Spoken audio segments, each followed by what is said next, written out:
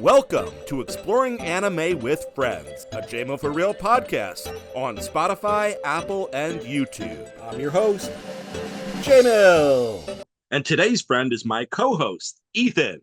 Hello. How's it going today, Ethan? I'm doing great. How are you? I'm doing very well. Having some fun, getting ready to record what is going to be a great episode about a great anime, right? Yeah, I love this anime. Well, in today's episode, we'll be exploring the world of Assassination Classroom, an action comedy anime with coming of age, overcoming adversity, and mentoring sub-themes, released in January of 2015. For the next 20 to 25 minutes, we will be exploring the first season of Assassination Classroom. First, we will introduce you to Class E, their teachers, and the pivotal role that they play in the story. Next, we will sneak a peek at the over-the-top character that is Koro-sensei. Afterwards, we will explore the unique relationship of Kuro-sensei, the principal, Class E, and Class A. Finally, we will go over some of Class E's numerous assassination attempts, including their time on the island resort. And remember, if you like what you hear today, follow us on social media, linked in the show notes. Then let's just dive right in. Class E, it is the end of the road class. Anything you want to say about this class as a whole before we get started? Yeah, it's pretty big variety of different personality types.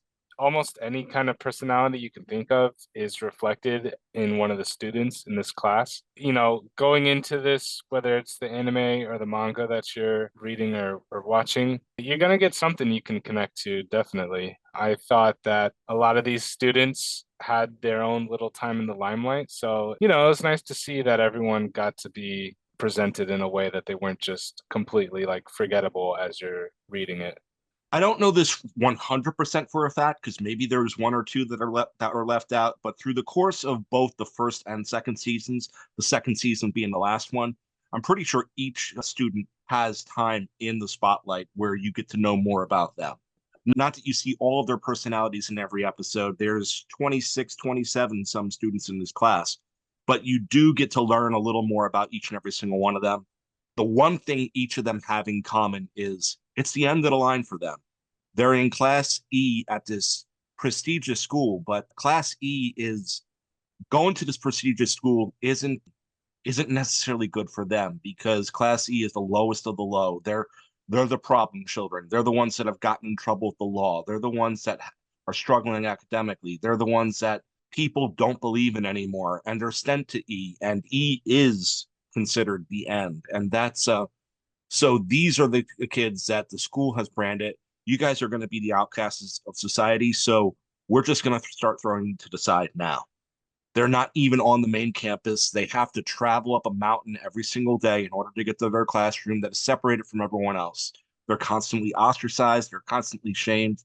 When they come together for school assemblies, everyone else looks down on them until this Class E, until they start to meet the being known as Koro-sensei. But before we get too much into that, let's highlight a couple of the kids in the class. Anyone you want to start talking about at the beginning?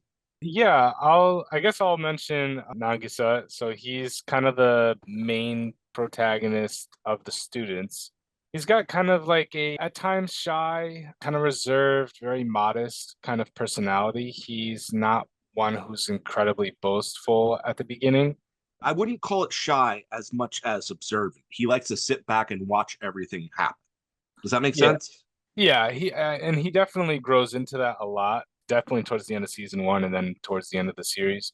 But yeah, I mean, he's a fun character. You got Tarasaka, he's like the hothead type. So they'll play off each other. Tarasaka will play off. There's another guy who's calm and collected named Karma. Talk a little about Karma. Karma is a character that gets featured a lot, and I know he's one of your favorites. Yeah, Karma's cool. He's kind of unhinged a bit. So he's a big troublemaker. That's how he got put in here. He's really smart, though. Actually, like incredibly smart. He's a big troublemaker, but he can back up what he says. He's kind of that roguish type. He doesn't always like going along with what the group wants to do, kind of doing his own thing to mixed success. Yeah, he's definitely one of my favorites, though, just because of the way that he develops over the series. And it's fair to point out that he's not in this class because of his grades or his academics. He's in this class because of acts and threats of violence. Yeah. So he doesn't start off in the first episode when we're meeting everyone We have a few others that I'm just going to quickly mention by name. I'm pretty sure that Yuma Isogai is one of the two class representatives. Yeah, Yeah. and he's also really good at baseball. He's one of the leaders of the class when you really kind of think about it. And the other one that a lot of the class looks up to, the other representative is Maid Kataoka. And the final one that we're going to highlight is Kayano. She's featured a lot with Karma and Nagisa throughout the series, and she's just kind of like the third of that trio. There's a lot of different personalities. There's a lot of different types. There's everything from class idols to athletes to bug collectors to perverts to slackers to stoners. Like the point Yeah. is, every archetype that you can think of is represented in this classroom, and this is really kind of the final chance for all of them. The thing that's even crazier is this is kind of the final chance for the rest of the world because there is a being by the name of Koro Sensei, and the whole premise for this at the beginning is that Koro Sensei blew a hole through the moon and is going to do so to Earth, destroying all life on it at the end of the year. He's unbeatable. He's unkillable. The governments of the world, the assassins, everyone, they can't take him down. Finally, they negotiate with him, and he says, "Let me take over being the teacher of this E class, and I will teach these kids how to assassinate me before the end of the year. And if they don't, the world goes bye-bye." Anything you want to just add to that before we go into Koro Sensei's personality? I would just say I really like how Assassination Classroom mixes in that threat. It's always there, but at times you'll forget it because of kind of daily hijinks that go on, which I really like. It does a really good job of blending the massive overall threat and the daily day-to-day lives of what basically boils down to a teacher training his students. Yeah, and I think it added a lot of levity. And then at times you're reminded, oh yeah, Koro Sensei is this huge threat. So yeah, it's a And nice it's funny blend. because whenever you see him initially, he's got the big goofy face, and it's just a large yellow circle. Like his head's just completely round, and he's got tentacles coming from all beneath. He just looks like an octopus, but like a goofy, like funny octopus, and he's wearing his teacher's garb over it. And his personality is just wow. His personality is even weirder than his appearance. Like let's talk a little about this. What are some of the things of Koro Sensei's personality? And we're going to funny stuff here first. Funny We're not first. going to talk Okay. about the serious moments yet. Okay. Just talk to us a little bit about like this guy masquerading as well a teacher. Yeah, so he's one of the funny recurring passions of his is he's a pervert. So sometimes that manifests as him, other times he's trying to set people up on dates. And it's the funny thing is like, Yeah, an awkward matchmaker. Like yeah, there was a whole episode devoted to him trying to pair up members of the class, and it's like they're middle school students for and the, goodness sake. they always catch him, and then he's very expressive. Like his face, his head will literally. Turn There's like certain colors. patterns. Yeah, there's certain patterns that are matched to different emotions and feelings. So it's funny because as you read it or as you watch it, like just that again, that kind of hijinks. Like he'll try to be sneaky about like ogling some erotic magazines and stuff, and then he gets caught, and then he's all like embarrassed and stuff. But then he'll try to sneak into an all women's convention right afterwards. And Yeah. when he's not doing antics like this, he's going to the local convenience store wearing these absurd outfits that I don't know how anyone believes whatsoever. Like they have to because they're all trying to hide his identity from the world, but he's wearing these weird I Yeah. look like a people person like outfits, and it's just I don't know. I don't know how it fools anyone, but he's constantly buying junk food. He's kind of gluttonous. He has the kids in the class buy junk food so he can take it from them.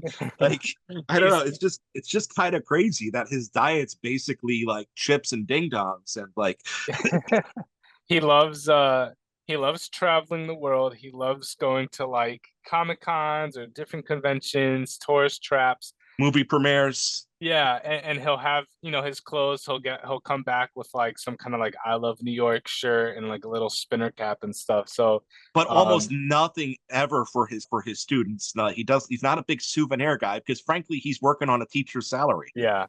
But he does bring them to places, even when they kind of at first in the beginning they kind of just bemoan it. They're like, we should be learning how to assassinate him. Why are we going on this trip? And then they kind of start to understand and appreciate, like, oh, he's doing this for us, and they find the value in it. But it's definitely funny though, because he's a very extreme, 100% passionate kind of guy. Yeah, and before we go too much into that, we probably should have covered his powers much earlier. He moves at Mach 10 speed. He can create after images and basically like illusionary shadows of himself because he moves so quickly, and he can move quickly with all those tentacles. His mind moves that quickly. He can process information fast. It's not just the super speed isn't just his actions, it's his ability to read and comprehend and write and learn and teach. If you're getting hooked, we recommend you watch for yourself on Crunchyroll, home to over 1,000 anime series subbed and dubbed. Website is available in the show notes. Also, remember, give us a like, a subscribe, a follow on social media. I appreciate it. If you like this content, definitely remember to look it up and just give a thumbs up or a hello. I'll respond back, and yeah, we'll continue to have fun exploring anime together. But now let's jump back to Koro Sensei. As I was going to mention before, he uses his speed to actually train the students one on one. One of the things that impresses me most about the relationship with Koro Sensei and the students in the class, he doesn't just hit them with normal schoolwork, he accelerates them in their areas of passion, skill, and interest. He customizes his lesson plans. When it comes to finals or midterms or whatnot, he will be duplicate himself across the classroom, providing individual help, customized help to each and every single one of the students in the class. Because at the end of the day, Koro Sensei just really cares so much about these kids. It's kind of weird. It's kind of almost like a paradox. He's working so hard to put into them to assure great futures for them when he knows that he's just going to take out all life if they're not successful. Anything you want to comment about that before we talk more about the interactions? There's so much charm with his relationship with these students as they start to warm up to him throughout the series. And as you see more and more of his attempts to help these kids, it really endears you to him. And again, like you'll forget about the looming threat of him destroying the world. The way that he connects to these students, like you said, like he personalizes everything for these kids. Yeah, it's a really good, this series just has a lot of nice, like different tones that it reaches. That if you're a fan of comedy and that kind of warm, fuzzy feeling, like you're gonna love this. Yeah, because it's constantly going between the real threat, the hilarious moments, and the heartwarming moments. Like, and he's legitimately investing in the lives of these children as if he knows they're going to live the lives that he has mentored them into. He's very much rooting for his own death because he knows what these kids are capable of. Same time, he's not going to give it for free. Why would he? Right? Like nobody wants to die. It's not like he's a masochist who wants to put himself down. He wants to invest in their lives to the point where they can overcome anything, including him. And it's just a great dynamic because he genuinely loves them. He genuinely cares for them. And he genuinely wants the best for them. And not only for them, but also for their teachers. Anything you want to say about their two other teachers first? Yeah, so you have the gruff, no nonsense, like I'm here for the mission. The mission's to kill Koro Sensei, Karasuma. He's all about his skills and teaching the kids his assassination skills. And then you have her name's Arena Jelovich. The kids, I think because in Japanese, maybe her name sounds like the word you'd use for a female dog, so they'll call her that Sensei. Yeah, and she She's hates it all the time. But the yeah, fact of the matter is, she just kind of does act like one. Like yeah. honestly, if you're gonna get offended by that, then you probably shouldn't watch this. But like that I'm just gonna tell you guys right now, there's a lot of over the top in this, and there's a lot of crude humor and crude jokes throughout it. We can't paint it any other way. If that's not your thing, this is not your anime to watch. But at the same time, it's not necessary. It doesn't ruin the heartwarming moments. It doesn't Yeah. ruin the overall great storytelling. Yeah, and she's all about herself. She's got a very big ego, which is why she really doesn't like these kids for the longest time.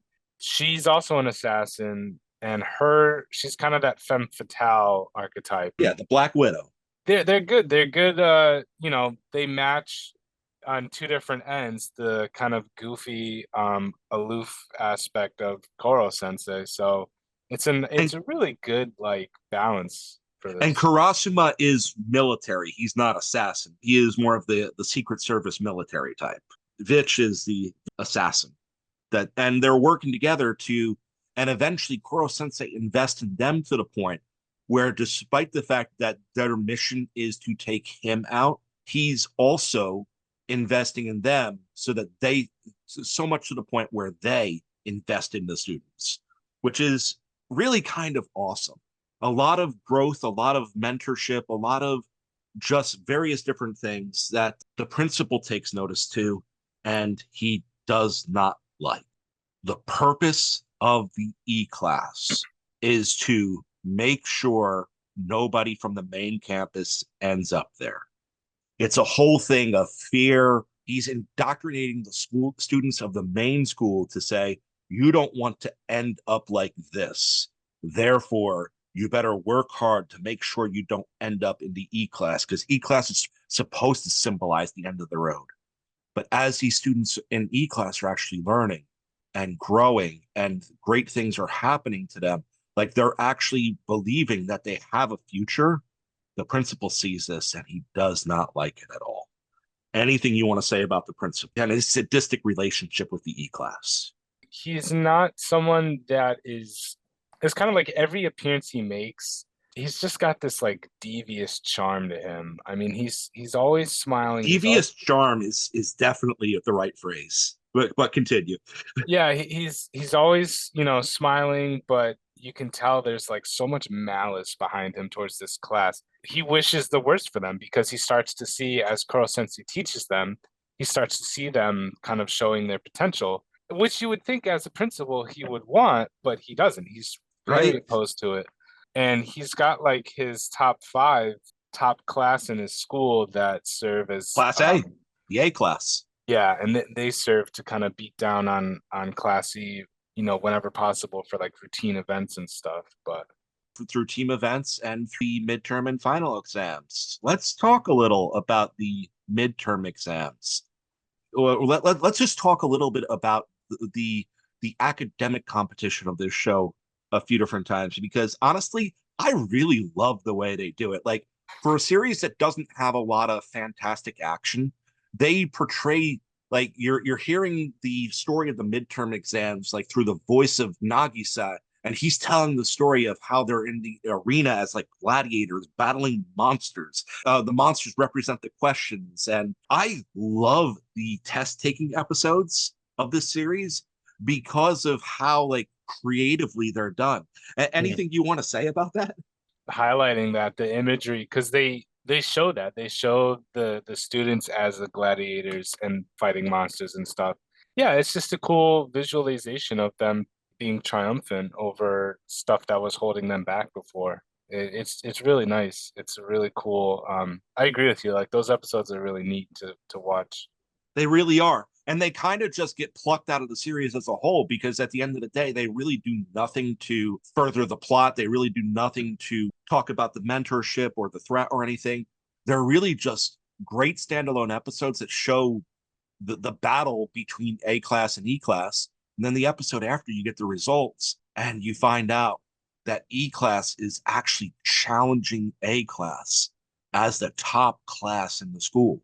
Koro Sensei, right before their final exam, said, whoever takes the top spots, if anyone in this class takes the top spots, I will allow you to shoot one of my tentacles before your next assassination attempt on me. So he's actually going to allow it.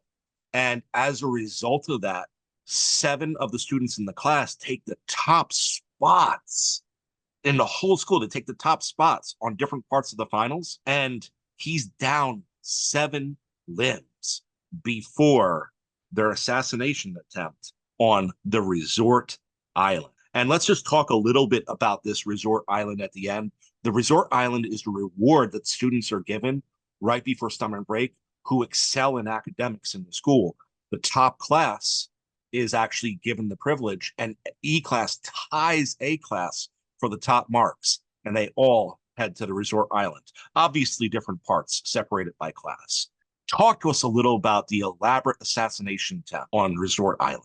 Oh man, there was this kind of dome that they like attached to a pier out in the water of this resort. The students lined it with explosives, so it stranded Koro Sensei because I think there was some. I think he can't swim, right? Isn't that one of Correct. his? He can't swim. Yeah, and then Before you go more into description, the students take advantage of every weakness that they found in Koro Sensei up to this point in time, and they meld them all into this perfect trap. yeah, and I know that they had their two like top sharpshooters kind of serving as a safety net. I don't know if you want to spoil like what Koro Sensei does to get out of it, but No, let's not spoil the end, but okay. let's just talk about what it leads to. You know, let's just talk about what's going into it. Like they take advantage of his weakness to shame. They take advantage of his weakness to they before the whole thing when they welcome him in, they show him a video of all the different scandals that he's been caught in, and they're basically making him feel bad that they all know, because they all know all this stuff, and really just kind of hammering that home that it's kind of like, we know that you're an awful person outside of the classroom and whatnot. So they hammer it home. So they really just kind of dullen all of his senses with that, and then they unleash it. The it goes out to sea. They put a water prison around it, and they start making it to where they can actually not only restrict but call his movements inside of the water prison. Like honestly, and that gives their snipers clean shots. Anything like honestly, it was just kind of a beautiful summarization of the whole what they learned up to that point in time, and it's just so perfect the way it's executed. I don't know. I probably left a few things out. Any final things you want to say about that? Not the attempt itself, but that episode also starts off like a whole big transition for the story for season two, which is really something that I think viewers would appreciate. Yeah, because season two, like we'll talk about that a little. Yeah, no, tell what it sets up. We're not going to give any final results here as to what happened, but tell what it sets up. Well, one of the big things it sets up is kind of Nagasa's change into a really promising assassin. The Viper. Um, yeah, I'm trying to keep it vague to not spoil, but and the a threat to them is in the distance. Like that was all shooken up. It goes from the students in Kuro Sensei being the main and the principal in Class A being the main conflict to a bunch of external conflicts starting to come in after this, to where it's the students are trying to still take out Kuro Sensei, but other people are trying to take out Kuro Sensei, and they put the students in harm's way repeatedly in order to get a shot to take him out. Season two gets a lot darker as a whole. Truthfully, you should watch this. You definitely should look at it. Today we covered, a lot of different things. We introduced you to Class E and the role that they play in the story. We looked at Koro Sensei, and then we explored the relationships of Koro Sensei, the principal, Class E, Class A. More or less gave you a setup into what to expect from season two as you're watching it. And frankly, I had a ton of fun doing it. Any final thoughts that you want to add to this, Ethan? Just that this is probably my second favorite anime of all time out of the ones I've seen or read. This is a top 5 anime for me too. This 100%. I probably would put it at number 4 on my list. So this whole first season is more or less my favorite anime, and we'll go into further themes afterwards. So I hope you had as much fun exploring the first season of Assassination Classroom as we did, and consider watching it. For now, have a good one. So if you like what you heard today, make sure to listen to us on Apple and Spotify. All of our podcasts are there. All of the J-Mail for Real podcasts are on there. Check us out on social media and interact with us there. It is linked in the show notes. Until next time, this has been Exploring Anime with Friends, a J-Mail for Real podcast. Let's explore together.